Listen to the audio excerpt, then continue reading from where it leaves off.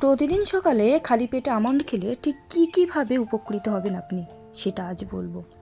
চুল এবং ত্বকের পরিচর্যার পাশাপাশি শরীরে ভরপুর পুষ্টি যোগানো সব ক্ষেত্রেই আমন্ড বা বাদাম কিন্তু 100-তে 100। তাই রোজ সকালে বাদাম আপনি খেতেই পারেন। আগের দিন রাতে জলে ভিজিয়ে রাখা বাদাম সকালে আপনি খেলে বেশি উপকার পাবেন। এর ফলে আপনি কি উপকার পাবেন সেগুলি আজকের আলোচনা করব। আমন্ডে থাকা প্রোটিন, পটাশিয়াম, ম্যাগনেসিয়াম হার্টের ক্ষমতা বাড়ায়। আমন্ডে থাকা অ্যান্টিঅক্সিডেন্ট হৃদরোগ, ক্যান্সার, সুগারের মতো রোগকে দূরে রাখতে কিন্তু সাহায্য করে। আমন্ড খেলে স্মৃতিশক্তি প্রখর হয়।